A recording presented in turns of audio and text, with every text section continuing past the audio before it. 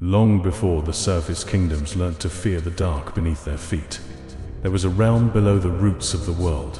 It was not a cavern of beasts or blind hunger. It was a kingdom. Its roads were carved through black stone, polished smooth by generations of patient hands. Its halls glittered with pale crystal, each shard humming softly with the memory of the earth. Rivers of cold silver water ran through the deep places, feeding gardens of fungus, bone-white moss, and flowers that opened only when no sun could see them. The people of that buried realm did not call themselves exiles. They called themselves the First Below. They believed the surface was a wound, too bright, too loud, too quick to burn and rot. Below, stone endured. Below, memory did not fade. Below, a promise could last longer than a bloodline.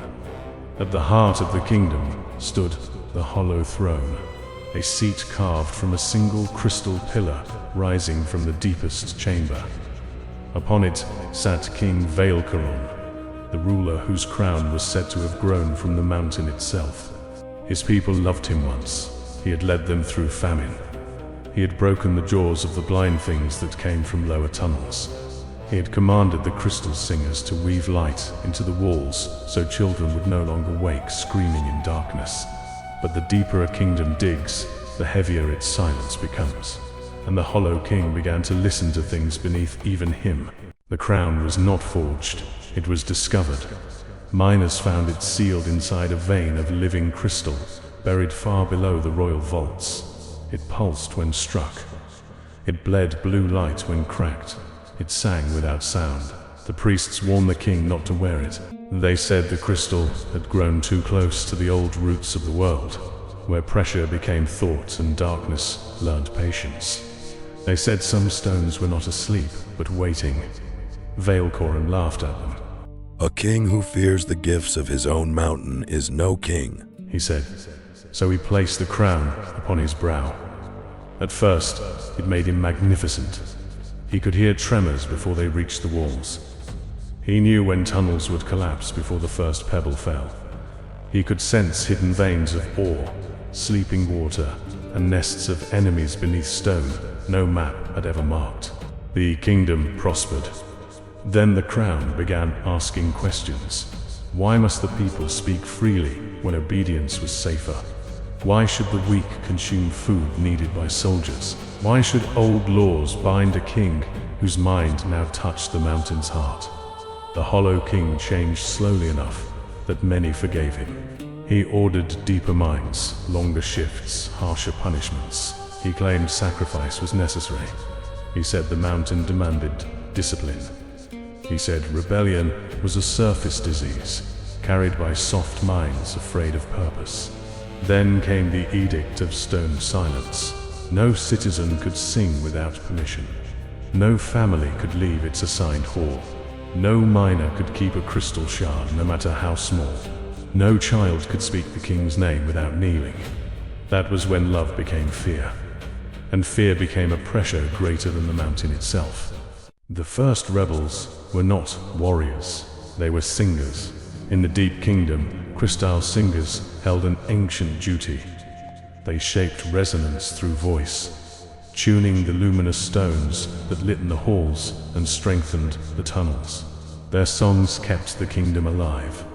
When the king forbade unsanctioned singing, he believed he had silenced dissent. Instead, he taught dissent to hide inside harmony. The singers changed their work songs by a single note, then two, then seven. A miner heard the difference and understood. A guard's daughter heard it and wept. An old priest heard it and carved the pattern into the underside of a prayer stone. The song spread through the kingdom without a single forbidden word. It said, "The mountain is not the king. The crown is not the law. The dark belongs to all who endure it." Soon, the miners carried tools with sharpened backs. The lantern bearers dimmed certain corridors at certain hours. Food keepers hid rations behind false walls. Children learned which crystals tap when soldiers passed. The rebellion did not rise like fire. Fire needs air. It rose like pressure. unseen, unanswered, inevitable. At last, on the night of 7 tremors, every crystal singer in the kingdom opened their throat at once. The palace shook. The royal walls screamed. The hollow throne split from base to crown, and the people marched. Vael-Korun did not flee. He stood before the broken throne, taller than any living man, his body veined with crystal light. The crown had grown into his skull. Its jagged points pierced his flesh, and from each wound poured radiance cold enough to frost the stone. Around him gathered the royal guard, their armor fused with glittering mineral plates, their eyes empty as polished gems. The rebels came with picks, hammers, knives, chains, and songs. For every soldier they brought down, 2 miners fell. For every gate they shattered, a hall collapsed behind them. The kingdom tore itself apart beneath the mountain. At the center of the slaughter, the crystal singers formed a circle around the hollow king. Their voices rose together, not as a hymn, but as a verdict. Vael-Korun roared for silence. The mountain answered with thunder. The crown cracked. For one breath, the king became himself again. He saw the bodies at his feet. He saw the fear in the faces of his people.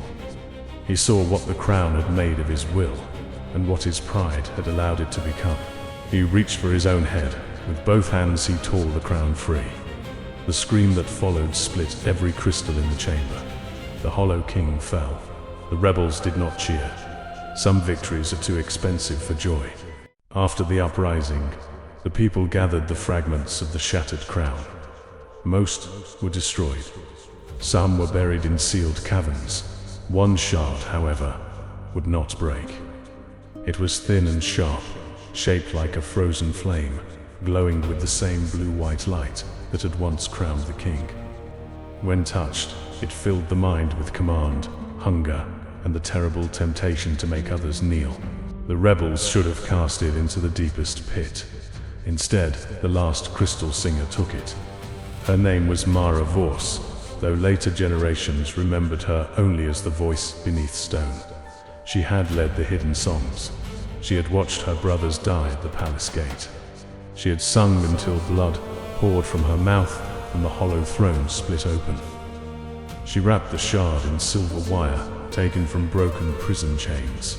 She hung it from a collar of dark iron. Then she sang into it one final command. Never again shall power silence the one who bears its weight.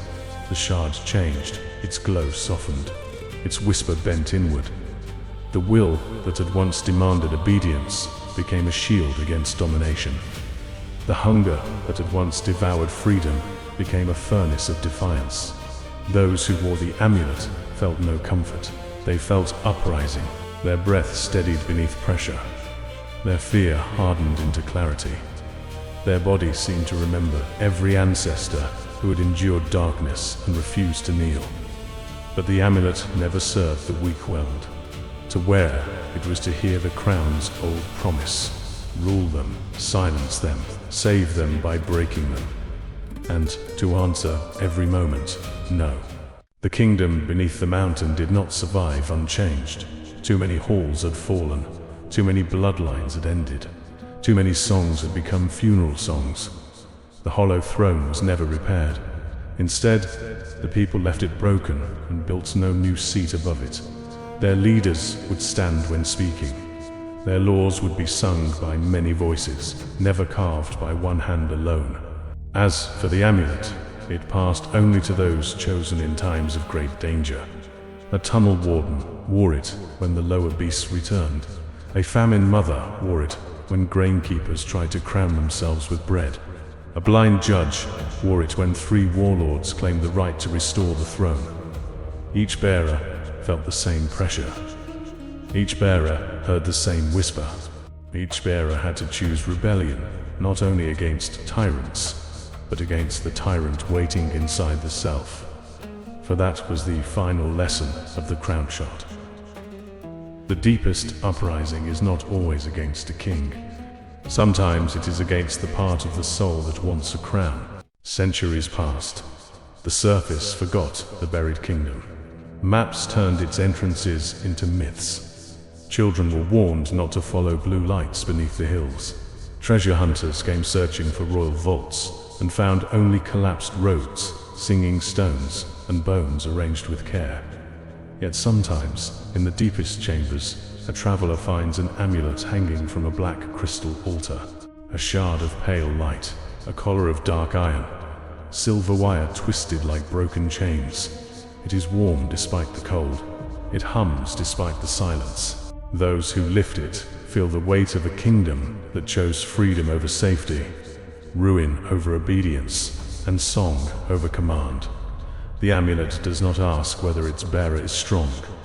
It asks whether they can resist becoming what they overthrow. And far below, where the broken throne still waits in the dark, the old rebellion continues to sing.